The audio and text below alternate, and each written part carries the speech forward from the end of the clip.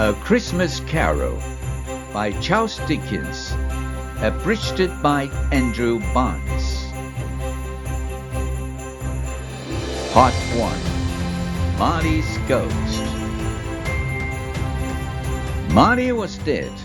There is no doubt whatever about that. Old Marley was as dead as a doornail. This must be distinctly understood, or nothing wonderful can come of the story I'm going to relate. Scrooge knew he was dead? Of course he did.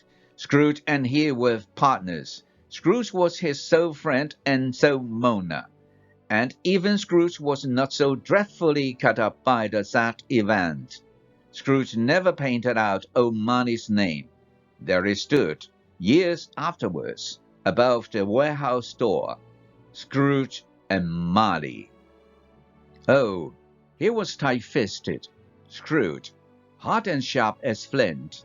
The cold within him froze his old features, nipped his pointed nose, shriveled his cheek, made his eyes red, his thin lips blue. A frost was on his head, and on his eyebrows, and his wiry chin. Nobody ever stopped him in the streets to say, "My dear Scrooge, how are you? When will you come to see me?" No man or woman ever once in all his life inquired the way to such and such a place of Scrooge. Once upon a time, on Christmas Eve, old Scrooge sat busy in his counting house. It was cold, bleak, biting weather, and he could hear the people outside go whizzing up and down, beating their hands upon their breasts and stamping their feet upon the pavement to warm them. The city clocks had only just gone 3, but it was quite dark already. The fog came pouring in at every chink and keyhole, and was so dense that the houses opposite were mere phantoms. The door of Scrooge's counting-house was open, that he might keep his eye upon his clerk, Bob Cratchit, who in a small dismal little room beyond was copying letters. Scrooge had a very small fire, but the clerk's fire was so very much smaller that it looked like one coal. But he couldn't replenish it, for Scrooge kept the coal box in his own room. "A Merry Christmas, Uncle! God save you!" It was the voice of Scrooge's nephew, who came upon him so quickly that this was the first intimation he had of his approach. "Bah!" said Scrooge. "Humbug!" This nephew of Scrooge had so heated himself with rapid walking in the fog and frost that he was all aglow. His face was ruddy and handsome. His eyes sparkled. "Christmas a humbug, Uncle?"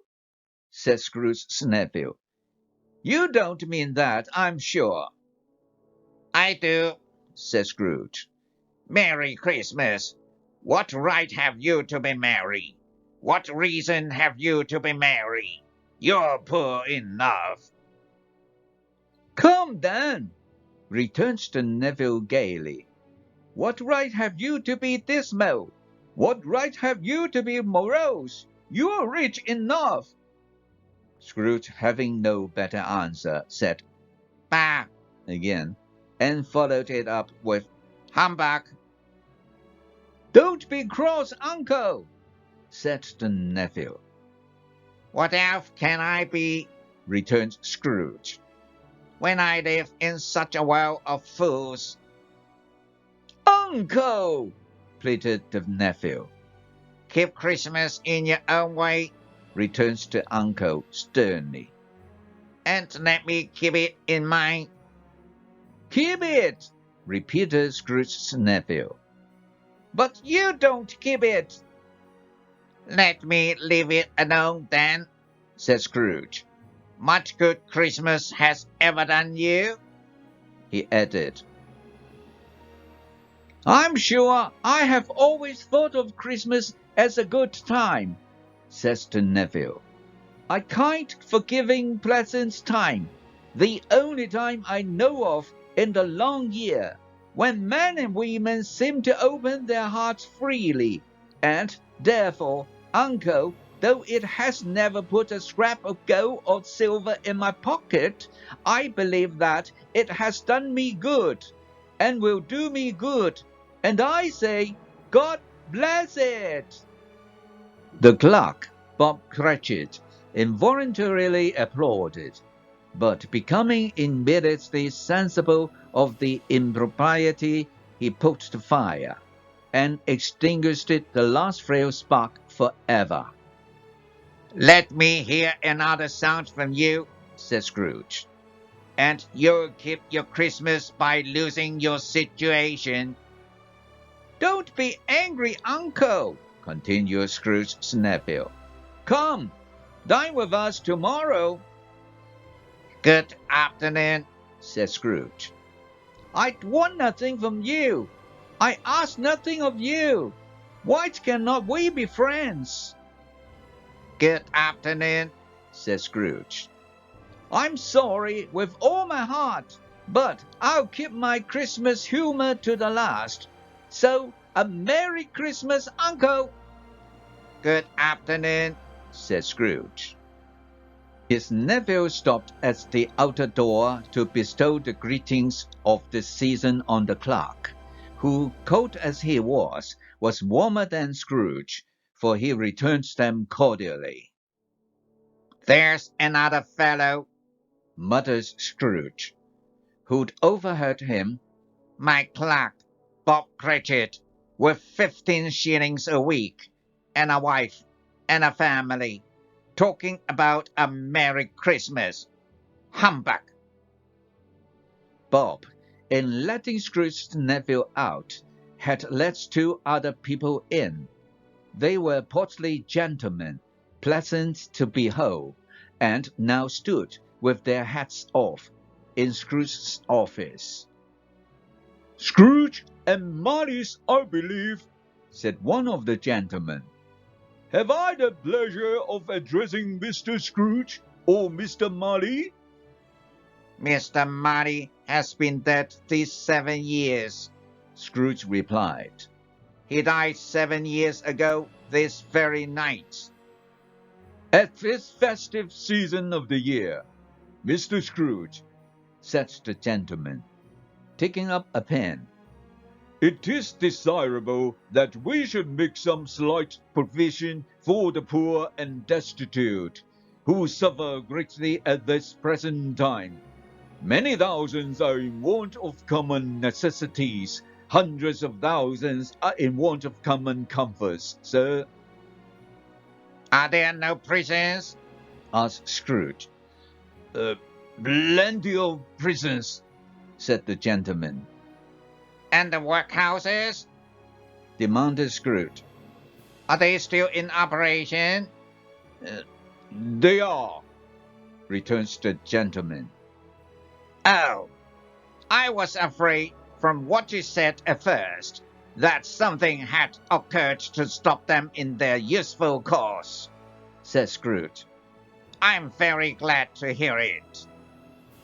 A few of us are endeavoring to raise a fund to buy the poor some meat and drink, and means of warmth, continues the gentleman. We choose this time because it is a time of all others when want is keenly felt. What shall I put you down for? Nothing, Scrooge replied. You wish to remain anonymous? I wish to be left alone, said Scrooge. Since you ask me what I wish, gentlemen, that is my answer. I don't make merry myself at Christmas, and I can't afford to make idle people merry. I have to support the establishments I have mentioned. They cost enough, and those who are badly off must go there. Many would rather die than go to prison or the workhouse, said the gentleman. If they would rather die, said Scrooge, they'd better do it and decrease the surplus population. Seeing clearly that it would be useless to pursue their point, the gentleman withdrew and Scrooge resumed his labors. Meanwhile, the fog and darkness thickened.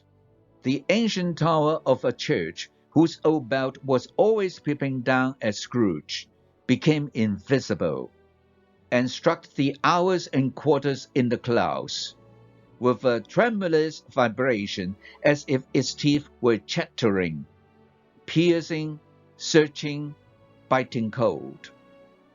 A young boy stooped down at Scrooge's keyhole to regale him with a Christmas carol. But as the first sound of "God bless you, merry gentlemen," Scrooge seized his ruler with such energy that the singer fled in terror, leaving the keyhole to the fog and frost. At length, the hour of shutting up the counting-house arrived. With an ill-will Scrooge dismounted from his stool, and the clerk, Bob Cratchit, instantly snuffed his candle out and put on his hat. You want our Christmas Day off tomorrow, I suppose? Said Scrooge. If quite convenient, sir, said Bob. It's not convenient, said Scrooge. And it's not fair. If I was to stop half a crown for it, you'd think yourself ill-used. I'll be bound. And yet, he continued, you don't think me ill-used when I pay a day's wages for no work? The clerk smiled faintly, and observed that it was only once a year. A poor excuse for picking a man's pocket every 25th of December, said Scrooge, buttoning his coat to the chin. Be here all the earlier next morning. And Bob Cratchit promised that he would. Scrooge took his melancholy dinner in his usual melancholy tavern, and went home to bed. He lived in chambers which had once belonged to his deceased partner, Jacob Marley. They were a gloomy suite of rooms, in a pile of a building up a yard. It was old and dreary, for nobody lived in it but Scrooge, the other rooms being all let out as offices. The yard was so dark that even Scrooge, who knew its every stone, had to grip with his hands. Now, it is a fact that there was nothing at all particular about the knocker on the door, except that it was very large.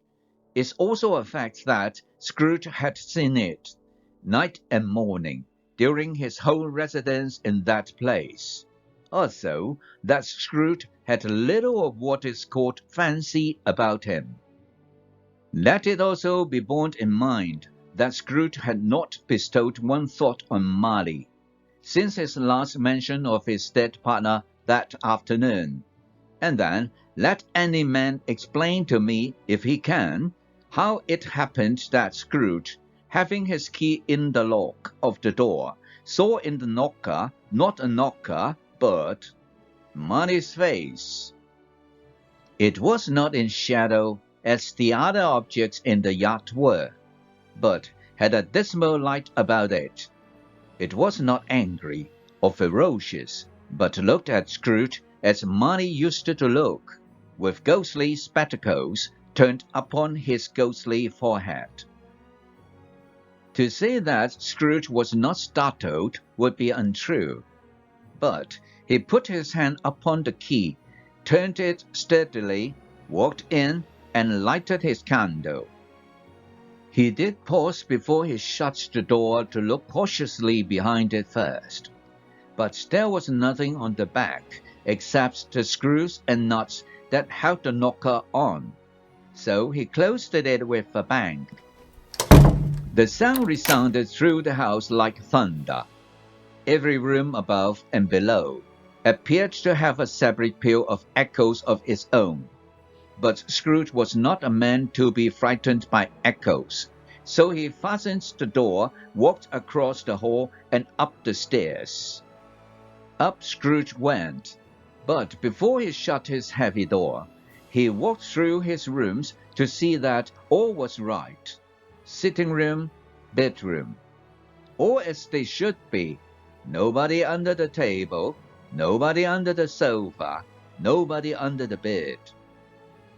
Quite satisfied, he closed his door, locked himself in, and thus secured against surprise.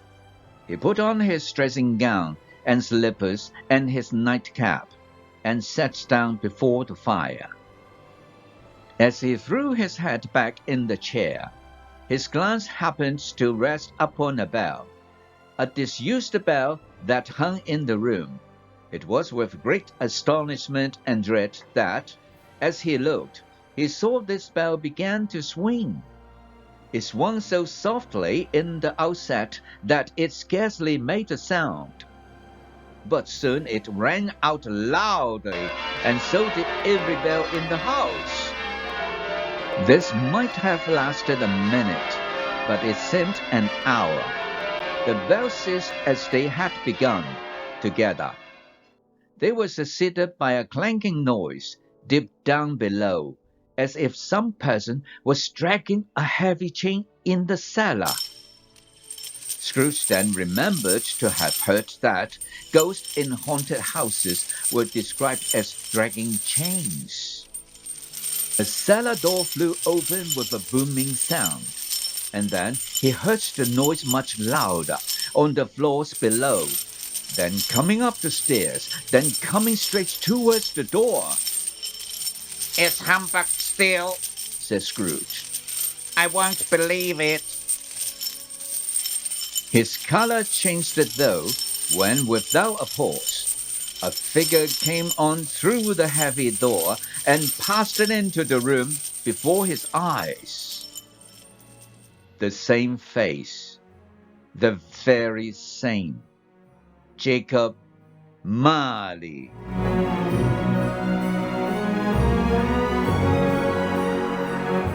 Thank you for watching. This is the end of part 1. To be continued in part 2. If you like this story, please comment, like, share, and subscribe. See you then.